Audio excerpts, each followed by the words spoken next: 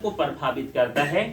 प्रजनन के दौरान जो प्रक्रिया किसी भी एनिमल्स में होती है, कम प्रकाश, देखिए कुछ पृथ्वी के जीव अधिक प्रकाश में प्रजनन करते हैं, कुछ पृथ्वी के जीव कम प्रकाश में प्रजनन करते हैं, कुछ पृथ्वी के जीव जब कम से ज्यादा प्रकाश हो रहा होता है तब प्रजनन करते हैं, और कुछ पृथ्वी के जीव ज्यादा से कम प्रकाश के दौरान प्रजनन करते हैं, जिन्हें अलग अलग कैटेगरी में कैटेगराइज किया गया है।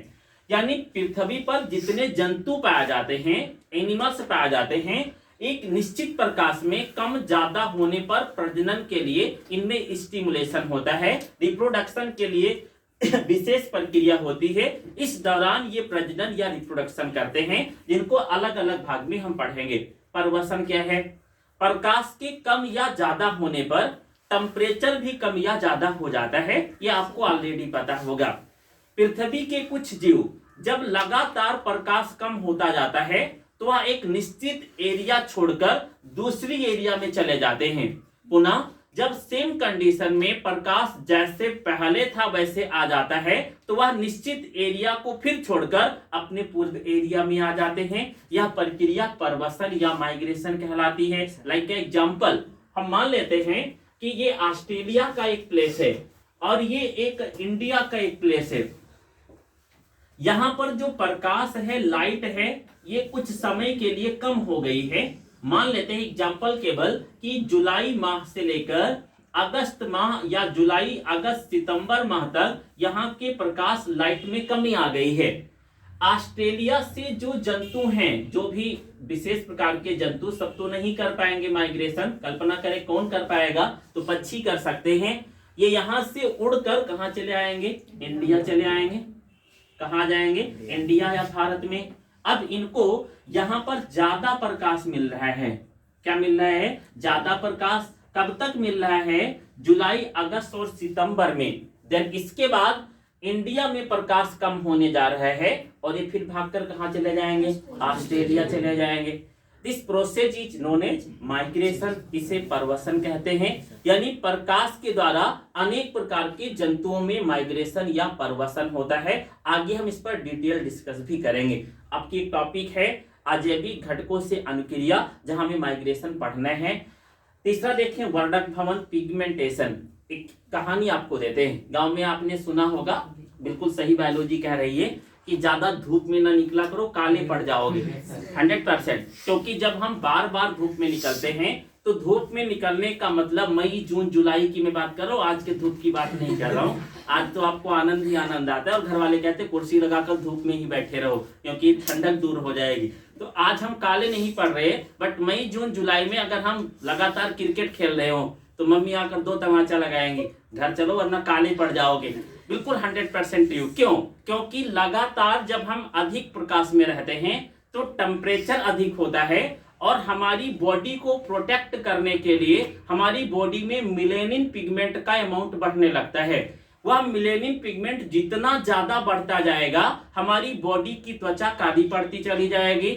इस प्रकार आपने महसूस किया है कि बार बार धूप में निकलने पर त्वचा का रंग काला हो जाता है, सांवला हो जाता है, मतलब मेलानिन पिगमेंट बढ़ जाता है। वर्णक भवन ये कह रहा है कि लगातार प्रकाश के दौरान यानी अधिक प्रकाश पड़ने पर कुछ नए वर्णक बन जाते हैं, अधिक वर्णक बन जाते हैं जो बॉडी को प्रोटेक्ट करने का कार्य करते हैं। एक जीव है जिसे हम विशेष प्रकार का सूखरहे कहते हैं। यह एनिमल से जितनी ज्यादा लाइट में होता है उतना ही इसके त्वचा का रंग भी लाइट होता चला जाता है। विपरीत हो रहा है, जबकि यह जब कम लाइट में होता है तो इसकी त्वचा का रंग गहरा होने की जगह पर लाइटेस्ट होता चला जाता है। इसी प्रकार आपने कुछ मेढकों को देखा होगा। ये मेढक जब विंटर टाइम में आपको दिखाई देते हैं तो गहरे रंग के दिखाई देते हैं, जबकि यही मेढक जब बरसात के समय कम टेम्परेचर में दिखाई देते हैं, उस दौरान अधिक टेम्परेचर में दिखाई देते हैं, उस दौरान ये पीले या लाइट कलर के दिखाई देते हैं। यानी जंतुओं में प्रकाश के अनुसार पिगमेंट की मात्रा घटती बढ़ती रहती है, जिसे पिगमेंटेशन कहते हैं। सक्रियता की अवधि, किलर सक्रियता की अवधि क्या है? पृथ्वी पर जीव प्रकाश के अनुसार सक्रिय और निष्क्रिय होते रहते हैं। आपने ये देखा होगा कि जैसे ही रात होती है उल्लू आसमान में उड़ने लगते हैं और जैसे दिन होता है मनुष्य आसमान में और पूरी दुनिया में दौड़ने लगते हैं। मीन्स क्या है, owls is the nocturnal animals, वह एक रात्रिचर जीव है। जब प्रकाश अब्सेंट होता है तब वह सक्रिय हो जाता है, जबकि जब प्रकाश आता है तो मनुष्य सक्रिय हो जाता है। इसके अलावा और भी बहुत सारे ऐसे जीव हैं जो घटते हुए प्रकाश या बढ़ते हुए प्रकाश के दौरान सक्रिय हो जाते हैं। इसको हम डिटेल में पढ़ेंगे।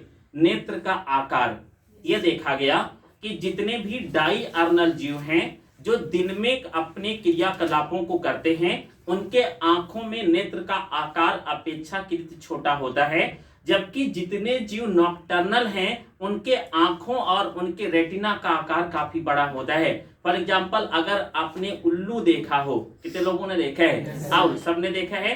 अन्य पक्षियों की अपेक्षा उल्लू की आंखें काफी बड़ी होती हैं, मनुष्य के समान दिखाई देते हैं, जबकि अन्य पक्षियों की आंखें छोटी होती हैं। ज्यादातर पक्षी डायर्नल होते हैं, जबकि उल्लू कैसा होता है? नॉक्टर्नल होता है, रात्रिचर होता है। पृथ्वी के ज्यादातर रात्रिचर जीवों का नेत्र का आकार काफी बड़ा होता है।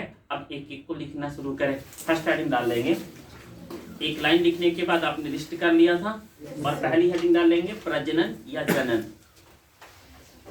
डैश करके लिखे प्रजनन या जनन। प्रजनन या जनन का प्रभाव, प्रजनन या जनन का प्रभाव प्रकाश द्वारा, जनन का प्रभाव प्रकाश द्वारा प्रभावित होता है। प्रजनन या जनन का प्रभाव प्रकाश द्वारा प्रभावित होता है। प्रकाश की अधिकता तथा कमी के अनुसार, प्रकाश की अधिकता तथा कमी के अनुसार, अधिकता तथा कमी के अनुसार जंतुओं की प्रजनन अवधि अलग अलग प्रकार से होती है। कमी के अनुसार जंतुओं की प्रजनन अवधि अलग अलग प्रकार से होती है। जंतुओं की प्रजनन अवधि अलग अलग प्रकार से होती है। पूर्णविराम करके नेक्स्ट लाइन से लिखेंगे। प्रकाश अवधि के आधार पर, प्रकाश अवधि के आधार पर जंतु निम्नलिखित 3 श्रेणी में बटे हैं या विभाजित किया जा सकता है। प्रकाश अवधि के अनुसार जंतु निम्नलिखित 3 श्रेणी में विभाजित किए जा सकते हैं। 3 श्रेणी में विभाजित किए जा सकते हैं। 3 श्रेणी में विभाजित किए जा सकते हैं। पहला देखें, हेडिंग डाल देंगे।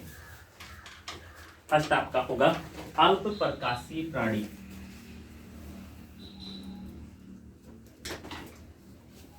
अल्प प्रकाशीय प्राणी इंग्लिश क्या हो जाएगी? Short day animals.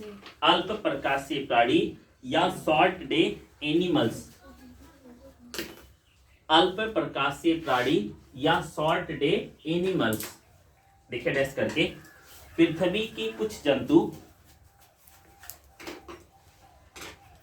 पृथ्वी के कुछ जंतु दिन की घटते हुए अवधि में प्रजनन करते हैं। पृथ्वी के कुछ जंतु दिन के घटती हुई अवधि में प्रजनन करते हैं। दिन की घटती हुई अवधि में प्रजनन करते हैं। जैसे उदाहरण लिखें, हिरण, भेड़, बकरी।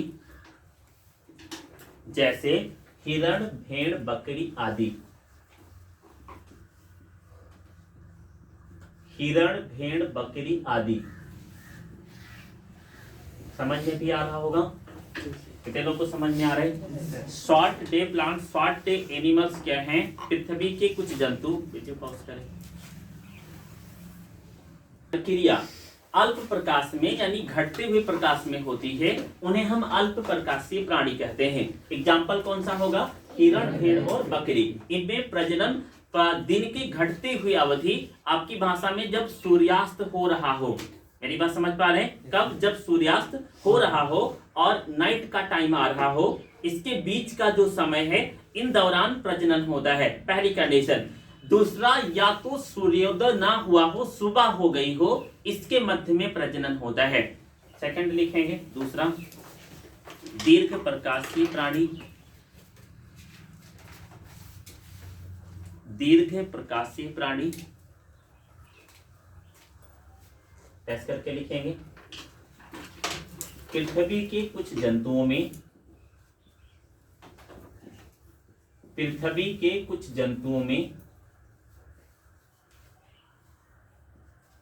कुछ जंतुओं में अधिक प्रकाश अवधि के दौरान, पृथ्वी के कुछ जंतुओं में अधिक प्रकाश अवधि के दौरान, अधिक प्रकाश अवधि के दौरान प्रजनन होता है। अधिक प्रकाश अवधि के दौरान प्रजनन होता है। इन्हें दीर्घ प्रकाशीय प्राणी कहते हैं। इन्हें दीर्घ प्रकाशीय प्राणी कहते हैं। उदाहरण क्या होगा? टर्की व स्टारलिन।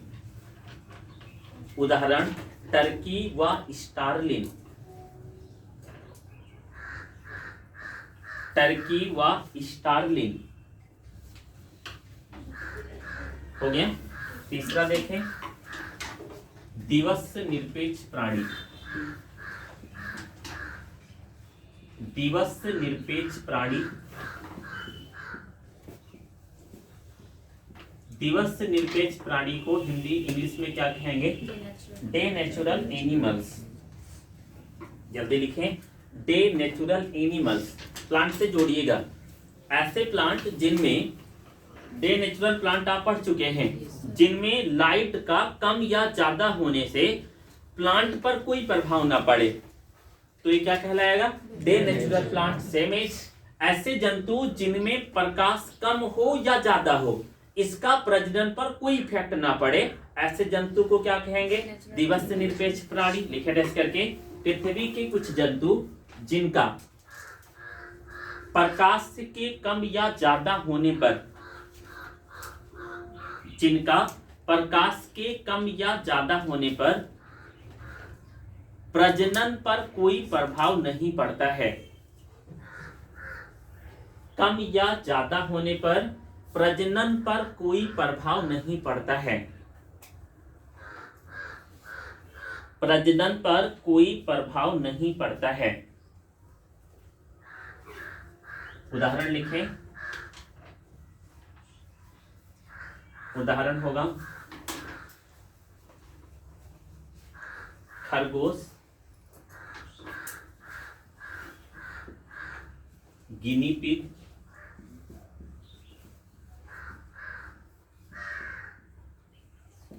स्थलीय गिलहरी,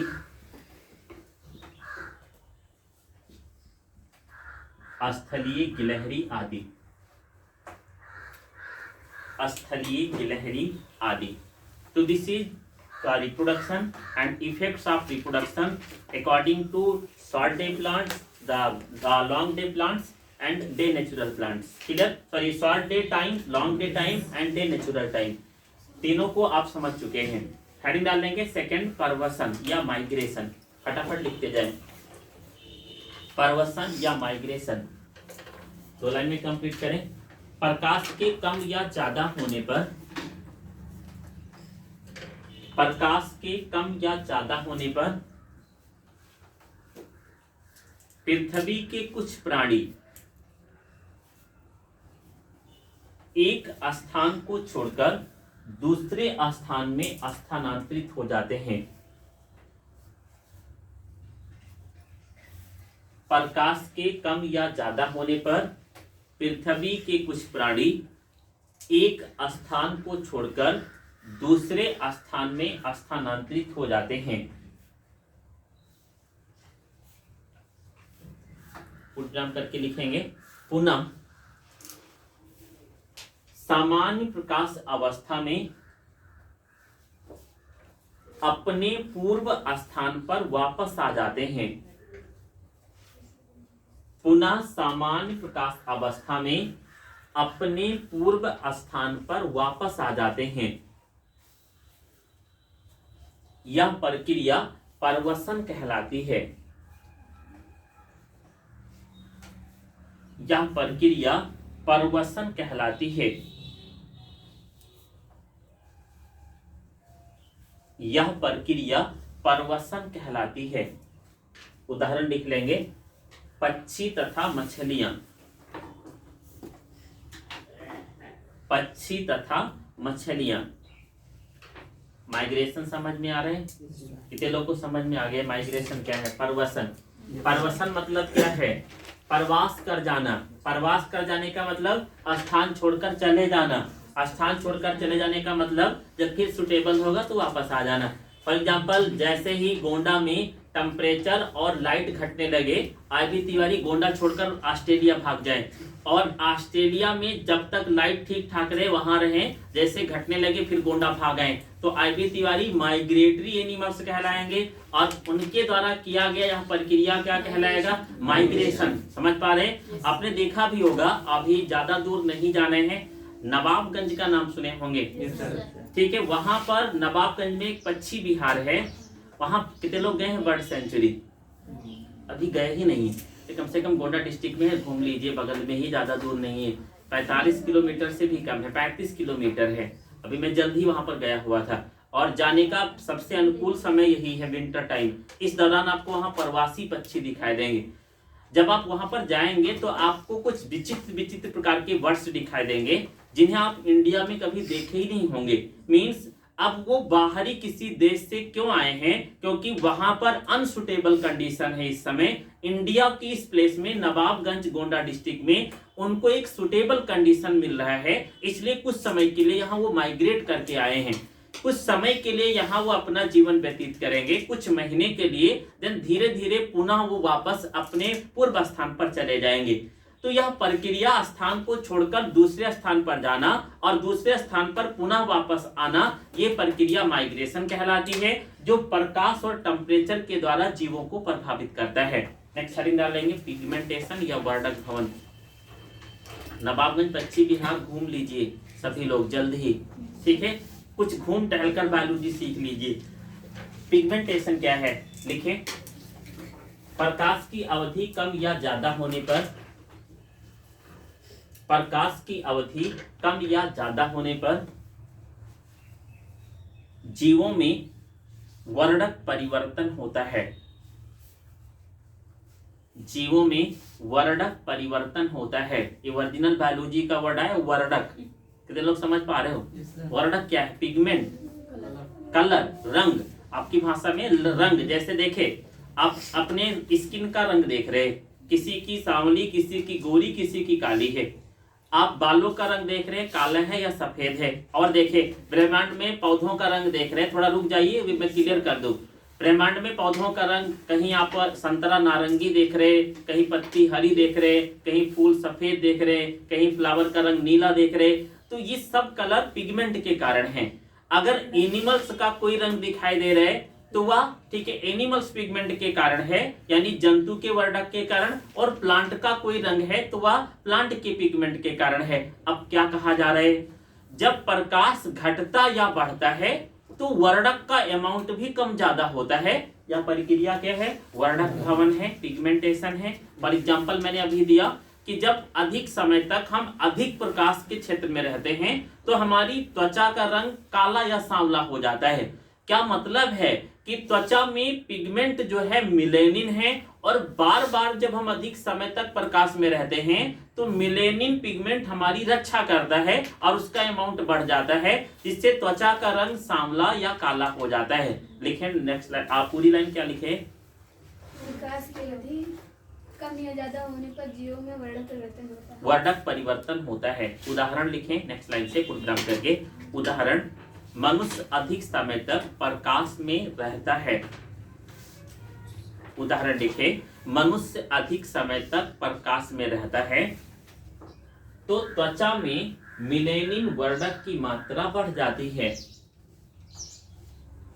अधिक समय तक प्रकाश में रहता है तो त्वचा में मिलेनिन वर्णक की मात्रा बढ़ जाती है।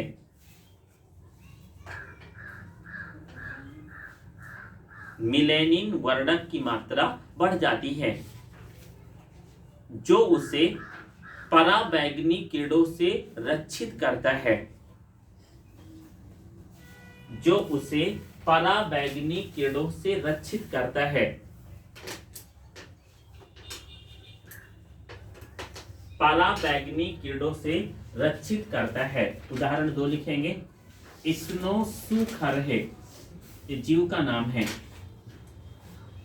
स्नोसुखरहे में उदाहरण 2 लिखें। स्नोसुखरहे में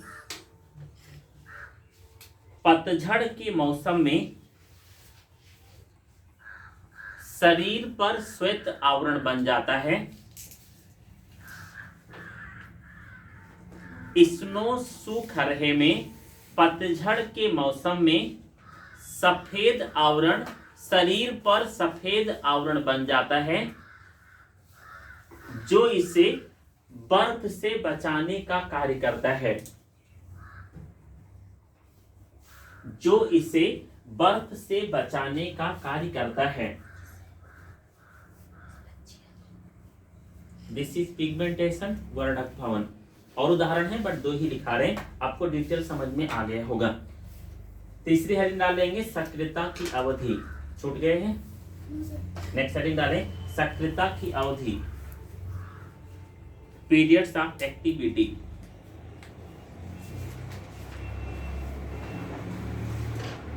लिखे डेस करके। जंतुओं में प्रकाश के अनुसार सक्रियता की अवधि भी बदलती रहती है। जंतुओं में प्रकाश के अनुसार सक्रियता की अवधि भी बदलती रहती है। सक्रियता की अवधि भी बदलती रहती है। एक बेस्ट एग्जांपल है, अभी जब मैं आपको 5 बजे तक छोड़ता हूँ, प्रोग्राम करके रुक जाएं, इससे बेहतर तो बायोलॉजी मिलेगी ही नहीं। जब आपको मैं 5 से 5:30 बजे तक पढ़ाऊं, यानी जब आप घर पहुंचने वाले हों, इस दौरान ठीक है डे कन्वर्ट होकर नाइट में बदलने वाला हो। तो आप जब जा रहे होंगे विलेज की तरफ, तो आप सड़क के बगल से कुछ लोमड़ी, सियार, गीदड़ को इधर उधर भागते देखेंगे। कितने लोगों ने देखा है ऐसा? कुछ खरगोशों को इधर उधर कूदते देखेंगे। देखा है सभी ने? ऐसा क्यों हो रहा है? क्योंकि जो डे टाइम है वह समाप्त हो रहा है, नाइट टाइम आ रहा है। And the types of the jackal, types of the fox and types of the rabbit is the nocturnal animals. ये सभी रात्रिचर जीव हैं और जब दिन से रात की तरफ परिवर्तन हो रहा है, इस दौरान ये सक्रिय हैं और इधर उधर घूम रहे हैं। क्यों घूम रहे हैं? अब ब्रेन में कभी कभी जब बायोलॉजी ना पढ़ो तो ये आता है कि पहले तो ये छिपे हुए थे दिन में मनुष्य से बचने के लिए, अब सब मनुष्य सो गए होंगे इसलिए बाहर निकले। ऐसा नहीं है। दिन में इनके जो कंप्लीट देखने की क्षमता या अन्य कार्यों की क्षमता है ये कम हो जाती है और जैसे रात आता है ये सक्रिय हो जाते हैं। इसके अलावा और सुने, आपने बहुत सारे ऐसे स्नेक या बहुत सारे ऐसे लिजर्ड को देखा होगा जो रात्रि के समय अधिक सक्रिय हो जाते हैं जबकि दिन के समय कम सक्रिय रहते हैं, यानी ये नॉक्टर्नल हैं। लिखें प्रोग्राम करके। क्या लिख रहे थे? पूरा बोले। जंतुओं में प्रकाश के अनुसार सक्रियता की अवधि भी बदलती रहती है। प्रोग्राम करके लिखें कुछ जीव रात्रि के समय सक्रिय होकर जनन पोषण करते हैं, जिन्हें रात्रिचर जीव सक्रिय होकर जनन पोषण करते हैं, जिन्हें रात्रिचर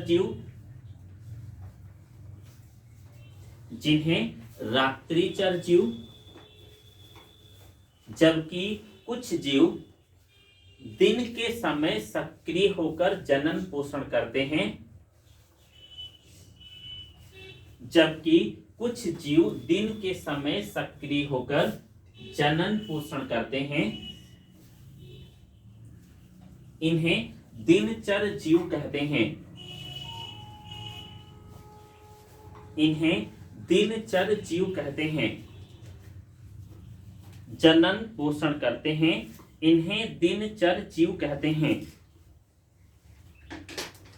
उदाहरण लिख लें, रात्रिचर का क्या होगा उदाहरण? उल्लू होगा। कैसे? आपने अगर रात में जाकर किचन खोला हो, किसी दिन आपको भूख लगी हो और मम्मी ने खाना ना दिया हो, सब सो गए हो, तब जाकर आपने किचन खोला हो कि कुछ खा ले वरना पूरी रात ऐसे बीत जाएगी। तो जब आप किचन खोलेंगे तो सब तिलचट्टे आपको मिलेंगे और किचन खोलते ही सब भागकर छिप जाएंगे। मीन्स तिलचट्टा। उदाहरण क्या हो जाएगा? तिलचट्टा। किस दिन आप रात में सो रहे हो तो 4-5 बार आपके सर के ऊपर आसमान पर उल्लू उड़ता हुआ दिखाई देगा। तो उदाहरण लिख लेंगे, रात्रिचर का क्या हो जाएगा? उल्लू, आउल, तिलचट्टा, पेरिप्लेटा अमेरिकाना आदि और भी बहुत सारे। डायर्नल के बहुत सारे एग्जाम्पल हैं। उसके नीचे लिख ले, दिनचर या दिवाचर प्राणी। सर चमगादड़ भी? चमगादड़ भी होगा, बेस्ट एग्जाम्पल चमगादड़ होगा। क्लियर? नेक्स्ट लिखें, दिवाचर प्राणी मनुष्य होगा। वैसे मनुष्य तो सब स्थानों पर अब सक्रिय है क्योंकि चारों तरफ उसके पास लाइट है और सारे स्थानों पर कार्य कर रहे हैं, तो मनुष्य लिखें। देन लिखें गाय भैंस आदि। मनुष्य, गाय भैंस आदि। अब लाइन छोड़कर लिखेंगे अगली लाइन से, कुछ जीव प्रकाश की अवधि घटने के दौरान, हाँ उसी में लिखना है। नेक्स्ट लाइन से, कुछ जीव प्रकाश की अवधि घटने के दौरान, प्रकाश की अवधि घटने के दौरान ब्रैकेट में लिख लेंगे, सूर्यास्त या सूर्योदय के समय। कुछ जीव प्रकाश की अवधि घटने के दौरान ब्रैकेट में सूर्यास्त या सूर्योदय के समय अधिक सक्रिय रहते हैं। अधिक सक्रिय रहते हैं, जिन्हें क्रेपस्कुलर